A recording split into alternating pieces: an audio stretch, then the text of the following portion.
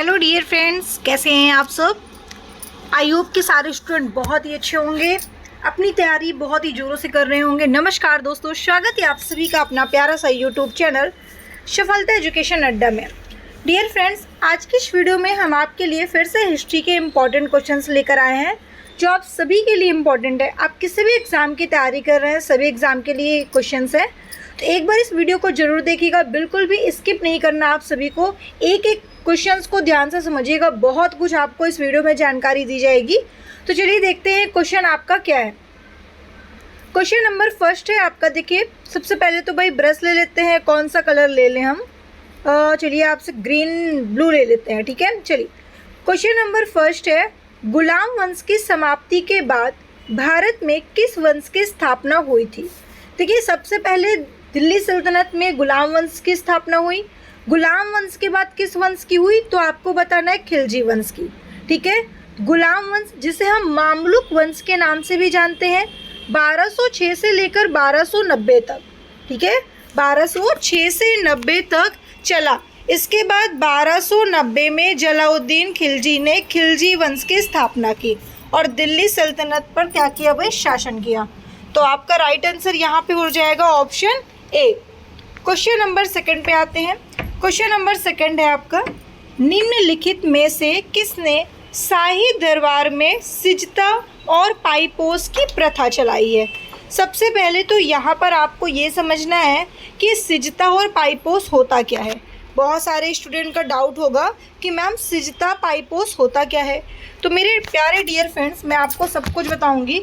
तो सबसे पहले तो जान लीजिए कि जो शाही दरबार में सिजता और पाइपोस की प्रथा चलाई गई, इसमें पाइपोस का अर्थ होता है सुल्तान के पैरों को चूमना।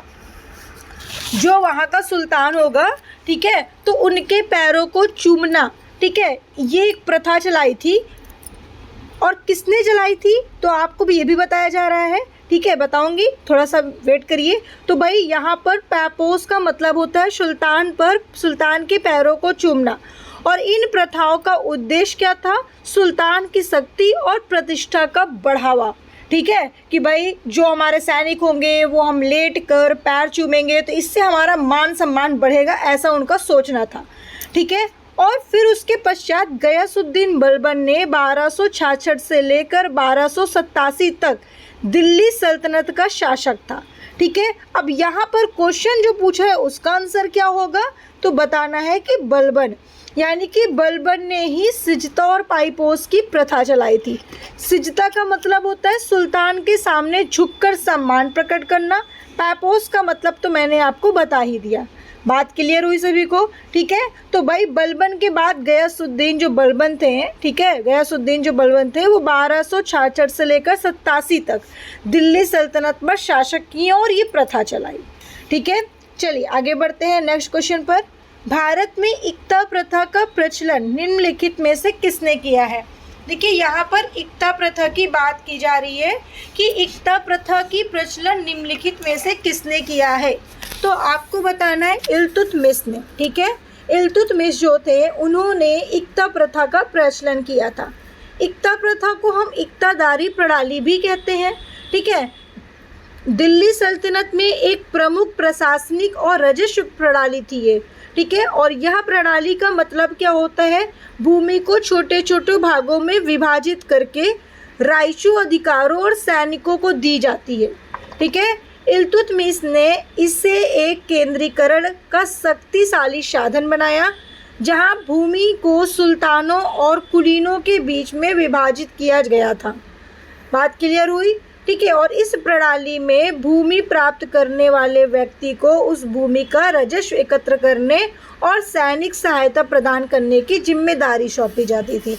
इसलिए इल्तुतमिश ने ये प्रथा को चालू किया। नेक्स्ट क्वेश्चन पे आते हैं, question number fourth. Question fourth आपका है, निम्नलिखित में से इल्तुतमिश ने संबंधित नहीं है, यानी कि इनमें से इल्तुतमिश से संबंधित नहीं है। देखिए दिल्ली को अपनी राजधानी बनाई इल्तुतमिश ने, खलीफा को खिलायत प्राप्त किया, टंगा और जीतल मुद्रा जारी किया और दीवान अर्ज विभाग की स्थापना की। तो मेरे प्यारे डियर फ्रेंड्स, दीवान-ए-अर्ज विभाग की स्थापना इल्तुतमिश ने नहीं की थी। किसने की थी? तो बलबन ने की थी। किसने की थी? बलबन ने की थी। तो राइट आंसर आपका क्या हो जाएगा? ऑप्शन डी होगा, जाहिर सी बात है। ठीक है, तो ऑप्शन डी आपका राइट आंसर हो जाएगा। यानी कि यहाँ पे जो पूछा गया है, ठीक है, किससे संबंधित नहीं है, तो दीवान-ए-अर्ज विभाग की स्थापना इल्तुतमिश ने नहीं की थी, बलबन ने की थी। और दिल्ली सल्तनत में सैन्य विभाग था, जिसका मुख्य कार्य शाही सेना का प्रबंधन और संरक्षण करना, इसका मतलब होता है। ठीक है, बात क्लियर हुआ आप लोगों को? आगे बढ़ते हैं नेक्स्ट क्वेश्चन पर। किसके शासनकाल में चंगेज खान सिंधु नदी के तट पर आए थे? तो भाई किसके शासनकाल पर सिंधु नदी के तट पर आए थे? इल्तुतमिश के शासनकाल पर। ठीक है, इल्तुतमिश के शासनकाल पर आए थे। राइट आंसर आपका ऑप्शन ए हो जाएगा। 1221 ईस्वी में चंगेज खान ने ख्वारिज़्म शाह के बेटे जलाउद्दीन मंगबरनी का पीछा करते हुए सिंधु नदी तक आए और उस समय इल्तुतमिश दिल्ली सल्तनत का शासक था। बात क्लियर हुई? चलिए आगे बढ़ते हैं। क्वेश्चन नंबर 6, गुलाम वंश के किस शासक ने अपनी राजधानी लाहौर से दिल्ली स्थानांतरित कर दी? अरे मेरे प्यारे डियर फ्रेंड्स, यहाँ पर पूछा गया है कि राजधानी लाहौर से दिल्ली, तो लाहौर से दिल्ली तो इल्तुतमिश ने ही की है। तो राइट आंसर क्या हो जाएगा? ऑप्शन ए हो जाएगा। ठीक है, देखिए इल्तुतमिश जो थे वो दिल्ली को अपनी राजधानी बनाए। इल्तुतमिश ने इलबारी जनजाति एवं शमसी वंश से थे। ठीक है, इलबारी जनजाति एवं शमसी वंश से थे इल्तुतमिश। उसके अलावा इल्तुतमिश जो थे वो ऐबक का दामाद और बदायूं का गवर्नर था। ठीक है, इल्तुतमिश अमीर शिकार का पद दिया जाता था। इल्तुतमिश भारत में तुर्की शासन और वास्तविक संस्थापक भी था और इल्तुतमिश ने कुतुब मीनार को बनवाकर पूरा भी किया था। कुतुब मीनार बनवाया कुतुबुद्दीन ऐबक ने, लेकिन पूरा किसने किया था? इल्तुतमिश ने। तो इल्तुतमिश से जो भी क्वेश्चंस इंपॉर्टेंट थे मैंने आपको बताया। ठीक है, जो छूट रहा होगा वो मैं आगे बताऊंगी। आगे देखिए, निम्न में से किसने आशिका, नूसिपिहर, किरान, उशादेन एवं खाजाइन उल फतू की रचना की? बड़े डिफ़िकल्ट नाम है मैम, कैसे याद करें, लेकिन याद तो करना ही पड़ेगा। देखिए आशिका, ठीक है, नूसिपिहर, किरान, उशादेन, खाजाइन उल फतू की रचना किसने की थी भाई? तो सबसे पहले तो यही आपको बता दें, अमीर खुसरो ने की थी। किसने की थी? अमीर खुसरो ने की थी। कवि अमीर खुसरो ने तुगलक वंश के शासक मुबारक शाह पर नूसिपिहर यानी कि 9 आसमान के रूप में एक मशनवी लिखी थी, जिसमें मोहम्मद शाह के शासन के घटनाओं का वर्णन किया गया था। इसका मतलब आपको समझ में आया? ठीक है, आशिका यह रचना खिज़्र खान और देवल रानी की प्रेम कहानी पर आधारित थी। ठीक है, तो भाई इन सभी की रचना अमीर खुसरो के द्वारा की गई है। क्वेश्चन नंबर 8 पे आते हैं। क्वेश्चन नंबर 8 क्या कह रहा है आपसे? बारहमासा की रचना किसने की थी? तो बारहमासा की रचना मलिक मोहम्मद जायसी ने की थी। ठीक है, मलिक मोहम्मद जायसी ने बारहमासा की रचना की। उनकी प्रसिद्ध रचना थी पद्मावत। ठीक है, और पद्मावत का एक हिस्सा है। बारहमासा में 12 महीनों के आधार पर विरहड़ी नायिका नागमती की विरह दशा का वर्णन किया गया है।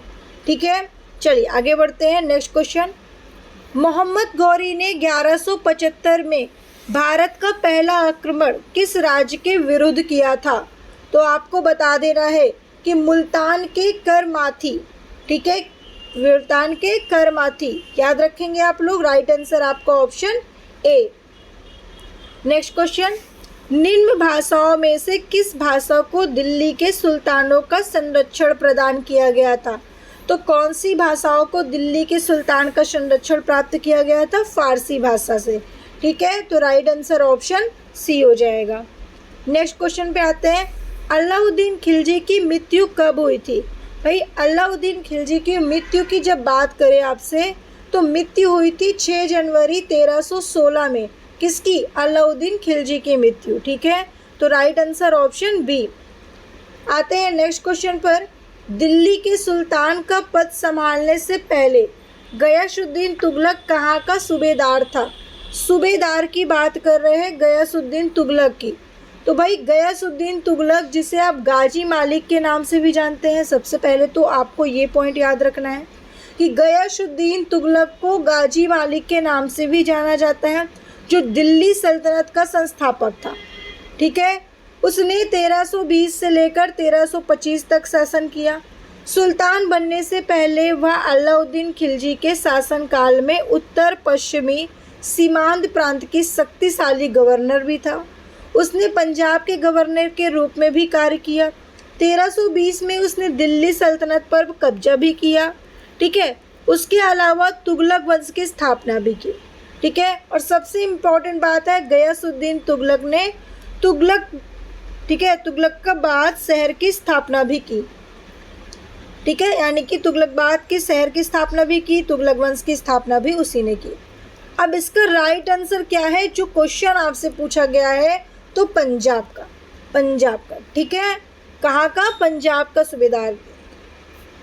नेक्स्ट क्वेश्चन पे आते हैं। गयासुद्दीन तुगलक ने कितने बार मंगोल आक्रमण को विफल किया? तो भाई मंगोल आक्रमण को उसने टोटल 29 बार विफल किया। तो आपका right answer option A. Next question पे आते हैं। सिक्किम किस वर्ष में भारतीय गणराज्य में शामिल हुआ? तो भाई सिक्किम किस वर्ष में भारतीय गणराज्य में शामिल हुआ है? तो 1975 में। राइट आंसर ऑप्शन डी हो जाएगा। 16 मई 1975 को भारतीय गणराज्य में शामिल हुआ और यह 22वां राज्य बना। ठीक है, और 1975 में 36वें संविधान संशोधन के माध्यम से सिक्किम को भारतीय संघ में शामिल भी किया गया है। चलिए नेक्स्ट क्वेश्चन पे आते हैं। उससे पहले सबसे पहले मैं सभी स्टूडेंट से ये बोलना चाहूँगी कि बहुत सारे स्टूडेंट हमारे चैनल पे पहली बार आए होंगे। अभी तक आपने चैनल को सब्सक्राइब नहीं किया तो चैनल को सब्सक्राइब करिए। हिस्ट्री की क्लासेस जो आपको दी जा रही है वो आपके लिए बहुत ही महत्वपूर्ण है। और मैं आप सभी को बता दूं कि मैं जिस तरीके से आपको पढ़ा रही हूँ, 50 क्वेश्चंस आपको बता रही हूँ, लेकिन 50 क्वेश्चन से ज़्यादा क्वेश्चंस आपको एक्सप्लेनेशन के साथ दे रही हूँ। तो कोशिश आपकी यही होगी कि अगर आपको कोई ज्ञान बांट रहा है तो ज्ञान को खींच लो, जितना जानकारी ले सकते हो टीचर से ले लो, जितनी ज़्यादा जानकारी लेना चाहते हो ले लो, क्योंकि बहुत कम टीचर्स आपको इस तरीके से बताने वाले हैं। आप सबसे इम्पोर्टेंट बात आपके लिए ये है कि आप किसी भी एग्ज़ाम की तैयारी कर रहे हैं, सभी एग्ज़ाम के लिए हिस्ट्री बहुत ही इम्पोर्टेंट है। आपका जीएस अगर स्ट्रांग है, जीएस में अगर आप एक सब्जेक्ट से पकड़ नहीं बनाना, हमें सभी सब्जेक्ट से पकड़ बनाना है। तो भाई सबसे पहले जो स्टूडेंट परेशान होते हैं, हिस्ट्री बहुत बड़ा अपने आप में एक सिलेबस है, कितना याद करना पड़ेगा, कितना सारी चीज़ें हैं। तो भाई ये तो है, लेकिन करना तो पड़ेगा और कर लो। मैं सबको झूठी वो हवाई नहीं मार रही हूँ कि भाई नहीं चलो मैं करा दूँगी, मैं आपको इतने दिन में करा दूँगी। भाई इतने दिन में कुछ नहीं होता, आपको रेगुलर क्लास करना पड़ेगा। अगर आपको जॉब पानी है तो रेगुलर करिए। रेगुलर मतलब रेगुलर, एक भी दिन मिस नहीं करना। ठीक है, तो जितनी ज़्यादा जानकारी आपको मिल रही है पूरा अपना ज्ञान लीजिए। ठीक है, और क्लासेस को कंप्लीट देखिए, बिल्कुल भी स्किप मत करके देखिए। आगे बढ़ते हैं। सर्व कर लगाया जाता है। देखिए सर्व कर किस लिए लगाया जाता है? सिंचाई कर होता है ये। ठीक है, सर्व का मतलब होता है सिंचाई।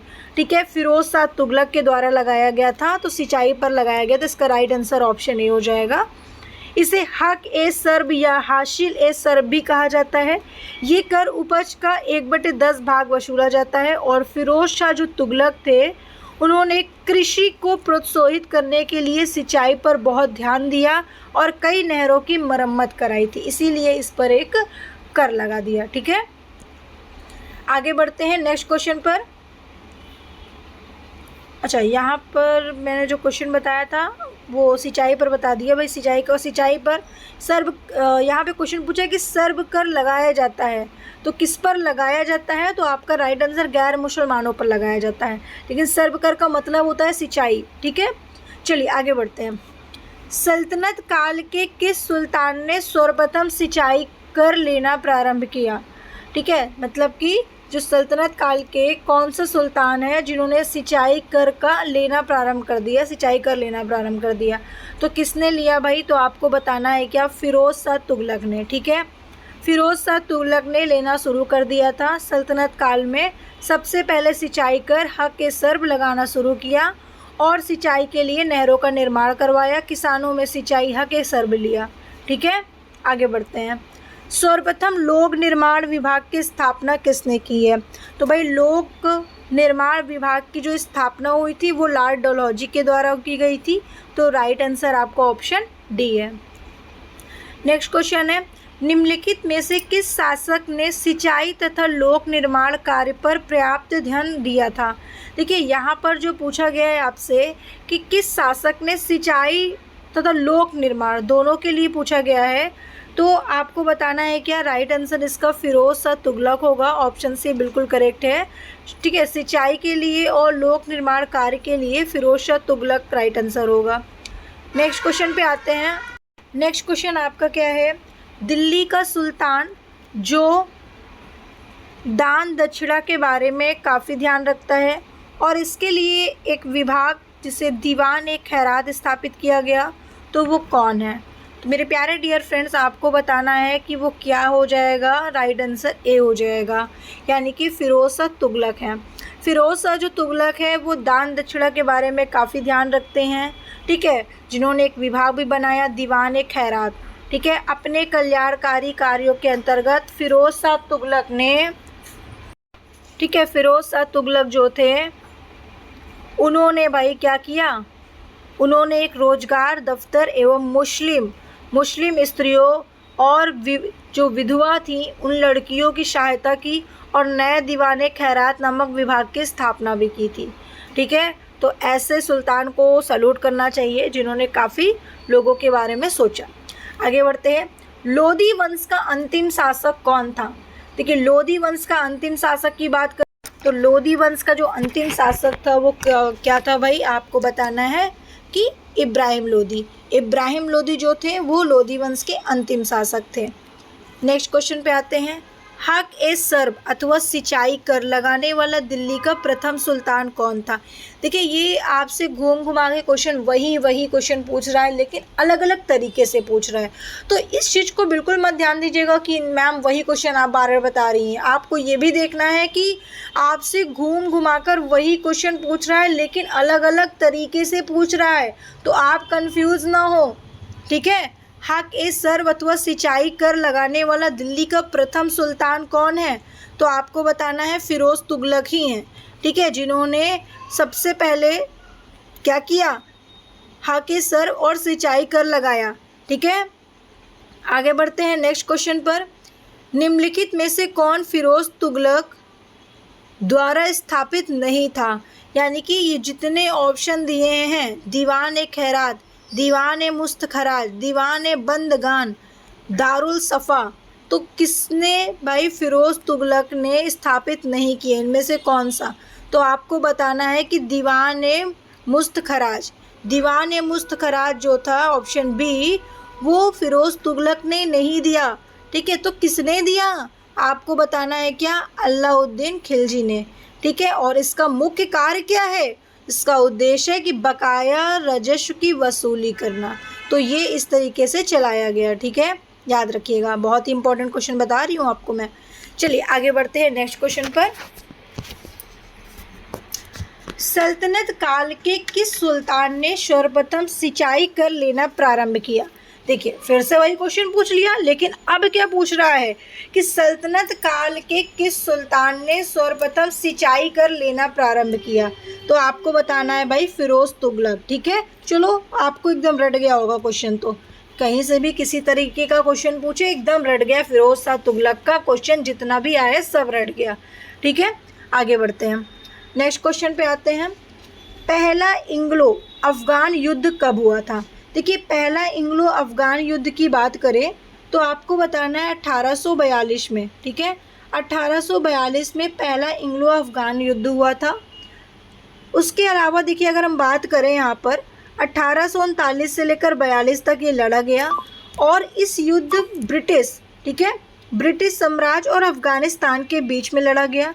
इसका जो मुख्य कार्य था वो मध्य एशिया में ब्रिटिश और रूसी प्रभाव का विस्तार, ठीक है, इसका मुख्य कार्य था, यानी मुख्य उद्देश्य था। नेक्स्ट क्वेश्चन पे आते हैं। नेक्स्ट क्वेश्चन है नियोलिथिक, क्या पूछा जा रहा है, नियोलिथिक लोगों द्वारा पालतू पहला जानवर कौन था। तो आप सभी को पता है कि नियोलिथिक लोगों द्वारा जो पालतू जानवर था वो डॉग यानी कि कुत्ता, ठीक है। तो राइट आंसर आपका ऑप्शन सी हो जाएगा। नेक्स्ट क्वेश्चन, दिल्ली सल्तनत का शासन कब समाप्त हुआ। भाई दिल्ली सल्तनत का शासन की बात करोगे आप लोग तो सबसे पहले आपको याद रखना है पानीपत का जब युद्ध हुआ था 1526 में, तो पानीपत के युद्ध के दौरान दिल्ली सल्तनत का शासन समाप्त हुआ था। पानीपत का जो प्रथम युद्ध हुआ था वो इब्राहिम लोदी, ठीक है, और बाबर ने किया था, जिसमें लोदी को हराया गया था, जो दिल्ली सल्तनत का अंतिम शासक था। और दिल्ली सल्तनत का अंत हो गया और मुग़ल साम्राज्य की स्थापना हो गई, ठीक है। चलिए आगे बढ़ते हैं नेक्स्ट क्वेश्चन पे। लोदी वंश का संस्थापक कौन है। अब देखिए अभी आपसे पूछा गया है यहाँ पर कि लोदी वंश का स्थापना किसने किया, संस्थापक कौन है। अभी यहाँ पे क्वेश्चन बना था कि शासन कब समाप्त हुआ, तो मैंने आपको अभी बताया था, इब्राहिम लोदी के बारे में बताया था ना। तो यहाँ पे अब क्वेश्चन थोड़ा सा अलग बन गया कि लोदी वंश का संस्थापक कौन है, ठीक है। बार बार एक ही नाम सुन रहे हो लेकिन क्वेश्चन अलग अलग है, ठीक है। तो लोदी वंश के संस्थापक की बात करें तो बहलोल लोदी, ठीक है, बहलोल लोदी ने लोदी वंश की स्थापना की थी, ठीक है। 1451 से लेकर 1526 तक दिल्ली सल्तनत पर शासन किया और दिल्ली सल्तनत का 5वां और अंतिम राजवंश था ये, ठीक है। इसकी स्थापना बहलोल लोदी ने की और जब उसने शयद वंश की जगह ली। राइट आंसर आपका ऑप्शन सी है। नेक्स्ट क्वेश्चन, पानीपत का पहला युद्ध किस वर्ष लड़ा गया था। देखिए पानीपत का पहला युद्ध सभी को पता है 1526 में हुआ था, दूसरा 1556 में हुआ था और तीसरा तो आपको बताने की ज़रूरत नहीं होनी चाहिए। आगे बढ़ते हैं नेक्स्ट क्वेश्चन पर। गुप्त राजवंश के संस्थापक कौन है। गुप्त राजवंश के देखिए संस्थापक की बात करें आप लोगों से तो गुप्त राजवंश के जो संस्थापक हैं वो चंद्रगुप्त फर्स्ट है ना, कि चंद्रगुप्त सेकंड है, जल्दी से बताइए। तो जो भी हैं आपके सामने ऑप्शन है, ठीक है, क्योंकि उन्होंने अपने शासनकाल में साम्राज्य का विस्तार किया और इसे शक्तिशाली राज्य बनाया, ठीक है, इसीलिए इसे गुप्त राजवंश के संस्थापक माने जाते हैं। नेक्स्ट क्वेश्चन, निम्नलिखित को क्रमानुसार व्यवस्थित कीजिए। तो भाई अब इसे मैं बताना ही नहीं चाहती क्योंकि सब लोग दिल्ली सल्तनत पूरा कंप्लीट पढ़ चुके होंगे, बार बार रिपीट कर रहे होंगे, कितनी बार पढ़ चुके होंगे, तो सभी को पता है कौन से वंश कौन से लोग पहले आए। मुझे बताने की ज़रूरत नहीं पड़नी चाहिए। तो मेरे प्यारे डियर फ्रेंड्स ये आप लगा लीजिए ऑप्शन डी, यानी कि ऑप्शन डी है। तो यहाँ पर आप देख लीजिए सबसे पहले कौन आए कौन नहीं आए, मुझे अब बताने की ज़रूरत नहीं होनी चाहिए। सभी को डाउट क्लियर होना चाहिए क्योंकि आप इसे कई बार पढ़ चुके हैं, ठीक है। आप बार बार दिल्ली सल्तनत ही पढ़ रहे हैं, बहुत क्वेश्चन दिल्ली सल्तनत से पढ़ चुके हैं, ठीक है, तो बताने की ज़रूरत नहीं होनी चाहिए। आगे बढ़े हम लोग। नेक्स्ट क्वेश्चन, भारत में राष्ट्रीय आपातकाल कितनी बार घोषित किया गया था। देखिए भारत में आपातकाल की बात करें, राष्ट्रीय आपातकाल, तो 3 बार, ठीक है। पहला 1962 में जब भारत और चीन के बीच युद्ध हुआ था। दूसरा 1971 में जब भारत और पाकिस्तान में युद्ध हुआ था। तीसरा जब 1975 में, ठीक है, जब आंतरिक अशांति के आधार पर, ठीक है, तब हुआ था। तो पहला आपातकाल 26 अक्टूबर 1962 से 10 जनवरी 1968 तक घोषित किया गया जब भारत की सुरक्षा को बाहरी आक्रमण से खतरा घोषित किया गया था। दूसरा किस लिए हुआ था, 3 दिसंबर 1971 से 21 मार्च 1977 तक घोषित किया गया जब पाकिस्तान युद्ध के दौरान शुरू हुआ, बाद में 25 जून 1975 से लेकर 21 मार्च 1977 तक के आंतरिक अशांति के आधार पर बढ़ाया गया। तीसरा 25 जून 1975 से 21 मार्च 1977 तक घोषित किया गया, ठीक है, जिसे आंतरिक अशांति के आधार पर घोषित किया गया था। ओके, याद रखिएगा। नेक्स्ट पे आते हैं। नेक्स्ट क्वेश्चन क्या है, अच्छा ये ऑप्शन पे मत जाइएगा भाई, ऑप्शन रॉन्ग है, 3 होगा, ऑप्शन ए होगा, ठीक है। नेक्स्ट क्वेश्चन, सन 1526 में पानीपत का युद्ध बाबर और किसके बीच में हुआ था? तो आप सभी को पता है, इब्राहिम लोदी के बीच में। तो राइट आंसर लगा देंगे option D. Next question, Taimur के आक्रमण के बाद भारत में किस वंश का राज स्थापित हुआ? देखिए, जब तैमूर का आक्रमण हुआ तो उसके बाद कौन सा वंश आया था? शयद वंश। ठीक है, तो राइट आंसर क्या हो जाएगा? Option B. नेक्स्ट क्वेश्चन है, निम्न में से किसने गुलरुखी उपनाम से अपनी कविताओं की रचना की? भाई, गुलरुखी उपनाम से किसने की है? तो आपको बता देना, सिकंदर लोदी ने। ठीक है, सिकंदर लोदी ने गुलरुखी उपनाम से अपनी कविताओं की रचना की है। आगे बढ़ते हैं, प्राचीन भारत का निम्नलिखित में से कौन सा महत्वपूर्ण व्यापार केंद्र उस व्यापार मार्ग का था जो कल्याण को वेगी से जोड़ता था? क्वेश्चन को जरा ध्यान से समझिएगा, तभी समझ में आएगा। क्वेश्चन थोड़ा सा लार्ज है, यहाँ पे समझना पड़ेगा। क्वेश्चन कह रहा है मेरे प्यारे डियर फ्रेंड्स कि प्राचीन भारत का निम्नलिखित में से कौन सा महत्वपूर्ण व्यापार केंद्र उस व्यापार मार्ग पर था जो कल्याण को वेगी से जोड़ता है? तो आपको बताना है क्या? तगारा। क्या? Tagara. Right answer option A. अब तगारा क्या होता है ये भी समझना पड़ेगा। तगारा, जिसे आज टेर के नाम से जाना जाता है, जो महाराष्ट्र राज्य में स्थित एक प्राचीन शहर था। ठीक है, और शहर कल्याण जो पश्चिमी तट पर स्थित है, जो वेंगी यहाँ पे पूछा गया है ना, क्या पूछा गया आपसे? क्वेश्चन को पढ़िएगा। ठीक है, वेंगी जो पूर्वी तट पर स्थित है। ठीक है, तो ये आपका ये हुआ, समझ में आ चुका। चलिए आगे बढ़े हम लोग। नेक्स्ट क्वेश्चन, निम्नलिखित में से किस राजवंश का दावा था कि पूर्वज अयोध्या में राज करते थे? तो ऐसा किसका दावा था? आपको बताना है। कल्याण के उत्तर चालुक्य ये दावा था कि पूर्वज अयोध्या में राज करते थे। तो राइट आंसर क्या हो जाएगा? ऑप्शन बी हो जाएगा। नेक्स्ट क्वेश्चन, शिलाहार राजा अपरार्क ने किसकी स्मृति पर एक टीका लिखा था? तो किसकी स्मृति पर एक टीका लिखा था? ठीक है, यज्ञवल्क्य पर लिखा था। राइट आंसर आपका ऑप्शन डी हो जाएगा, तो डी लगा दीजिए, राइट है।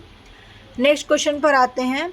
नेक्स्ट क्वेश्चन, वेदांत की शुद्धता दैत विचारधारा के संस्थापक कौन है? तो वल्लभाचार्य। ठीक है, कौन है भाई? वल्लभाचार्य हैं। तो right answer option B. Next है, रामानुज ने किस मार्ग को प्रोत्साहित किया था? तो जो रामानुज थे वो किस मार्ग को प्रोत्साहित किए थे? आपको बताना है भक्ति मार्ग को। तो राइट आंसर क्या हो जाएगा? ऑप्शन बी बिल्कुल राइट आंसर हो जाएगा। नेक्स्ट क्वेश्चन, निम्नलिखित में से किसने खंभात, ठीक है, खंभात में तोड़ी गई मस्जिद पुनर्निर्माण के लिए आर्थिक सहायता प्रदान किया? जब खंभात में तोड़ दी गई मस्जिद तो पुनर्निर्माण के लिए किसने सहायता किया था? तो आप बताओगे जय सिंह सिद्धराज ने। ठीक है, जय सिंह सिद्धराज ने मदद की थी। ठीक है, ये एक महान चालुक्य राजा थे जिन्होंने परनियारों के खिलाफ अपनी जीत की स्मृतियों में अवंतीनाथ की उपाधि धारण की। उन्होंने खंभात में एक मस्जिद का जीर्णोद्धार के लिए अपने खजाने से 1 लाख वलोत्रा दिए थे। ठीक है, आगे बढ़ते हैं, इन्होंने काफ़ी मदद की। नेक्स्ट क्वेश्चन, निम्नलिखित में से किस सुल्तान के दरबार में सबसे अधिक गुलाम थे और बड़ा शौक भी था उन्हें? तो आपको बताना है भाई ऑप्शन डी, फिरोज़ तुगलक। जो फिरोज़ तुगलक थे उन्हें सुल्तान जो थे, ठीक है, उनके दरबार में सबसे अधिक गुलाम थे और गुलाम रखने का शौक़ भी उन्हें बहुत था। ठीक है, तो गुलामों की जो संख्या थी वो लगभग 1,80,000 तक, ठीक है, 1,80,000 थी। और गुलामों की देखभाल के लिए उन्होंने एक, ठीक है, अलग विभाग बनाया था, जिस विभाग को हम दीवान ए बंदगान नामक कहते हैं। ठीक है, तो एक अलग स्थापित किया था उन्होंने, एक विभाग बना लिया था इन लोगों को देख रेख के लिए। ठीक है, आगे बढ़ते हैं। निम्नलिखित में से कौन दासों का शौकीन था? देखिए वही पूछा गया ना कि दासों का शौकीन कौन था, इस तरीके से क्वेश्चन पूछा गया आपसे। तो आप कहोगे फिरोज शाह तुगलक, जिन्हें दासों का बहुत शौक था। आगे बढ़ते हैं। टोपरा तथा मेरठ से 2 अशोक स्तंभ दिल्ली कौन लाया था? ध्यान से समझिएगा, ठीक है। टोपरा और मेरठ से 2 अशोक स्तंभ को लाया गया था, ठीक है। स्तंभ दिल्ली कौन लाया ये पूछा है, तो आपको बताना है कि दिल्ली कौन लाया भाई, तो आपको बताना है कि फिरोज शाह तुगलक, ठीक है। फिरोज शाह तुगलक जो थे उन्होंने दिल्ली लाया था।